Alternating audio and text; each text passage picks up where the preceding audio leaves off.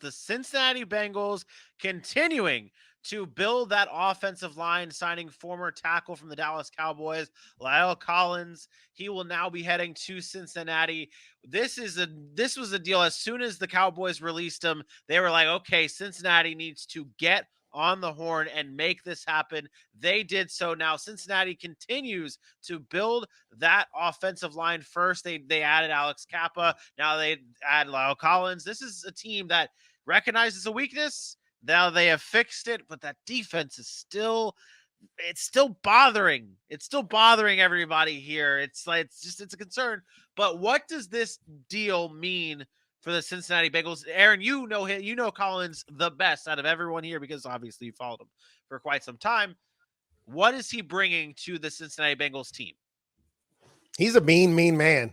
He is. He's mean on that offensive line. He really is. I believe there was a phone call he had with Joe Burrow, basically saying you ain't never got to worry about getting hit again. Like that's the kind of mentality he has. Yeah, I'm the bodyguard. This is exactly what Cincinnati needed to do. I know we can, and I spoke about them last week saying that their defense is still a concern for me, but we watched Kansas City do this last year and they revamped the entire offensive line.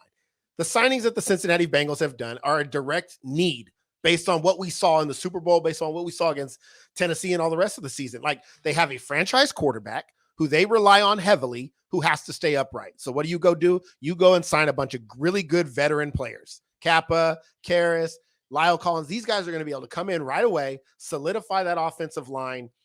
It's going to help a guy like Jonah Williams, right? It's going to help guys that are already on that line. They're going to look to their left and right and say, now we can focus on doing our job and not having to worry about so much. It's a huge win for Cincinnati. I think you can't understate that, or you can't overstate that enough. The only thing you're concerned about is it enough? Is it enough for them? Was that enough to take that next step to win a Super Bowl? Because you do have a lot of competition in the AFC and everybody else is also getting better, but it's definitely a start. Did you put Cincinnati ahead of Tennessee when you were making that list? Absolutely. Absolutely. They just beat them and I wasn't really going in order. Okay. I just was listing teams that were better than Tennessee. I absolutely would put Cincinnati. Cincinnati right now is the favorite to me to win the AFC North because of what they did last year. Now, the offseason could change that. The draft could change that. Everybody loves what the Cleveland Browns are doing. That well could change by the start of the season. There's not a chance in hell the Cincinnati Bengals make the playoffs next year. You can say that, but there's nothing that says they couldn't. Deshaun Watson might not even be there for the first 10 games. He might be suspended for the whole year. We don't know that. So as it stands right now, Cincinnati, to me, has the most going for them. We don't know how J.K. Dobbins is going to come back. We don't know what Baltimore is going to do with their pass rush.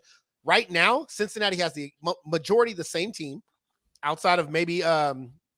I remember you saying something different here. I remember you saying something different before they just made an acquisition of Lyle Collins. He thinks Lyle Collins. So that's how big of an impact Collins is to this offensive line. Because I remember, because you were on this show and you said that it didn't, that with all these offensive line moves, it didn't matter. It didn't didn't go out. You raised the question.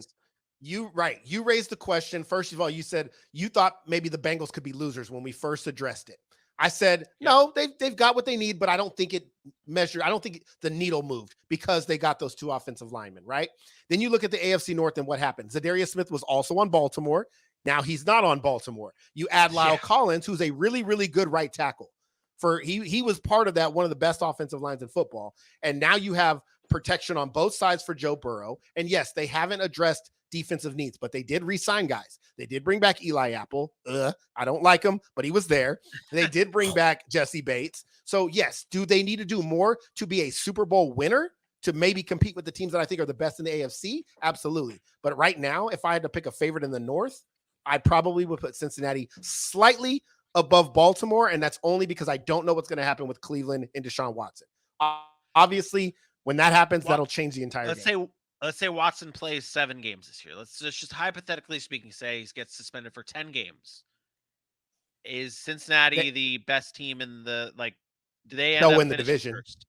They'll win the division? Because they're not going to win enough games with Jacoby Brissett. Yeah, so it's not that I'm not scared of Baltimore.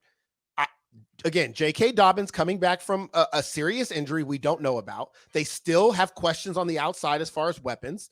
Lamar Jackson was going to be Lamar Jackson, but we still have questions about that defense. Their secondary was one of the worst last year. You bring in a Marcus Williams, great. You still don't have a pass rush. So there are still questions about Baltimore as well. And I just saw Cincinnati decapitate Baltimore. You know what I mean? Like, I just saw that, and they've upgraded. Now, we haven't gotten into our draft coverage yet, but one of my favorite cornerbacks in this draft is Sauce Gardner, the guy from Cincinnati. He could end up going I've seen a lot of mocks have him going to Baltimore in the first round. Does that, obviously one rookie probably doesn't change the fact be that, huge. Well, that would be huge. So with that, so with Marlon Humphrey on one side, and Marlon Humphrey on one side and Sauce on the other, that's huge. So does that put Baltimore over? So cause that could be game changing.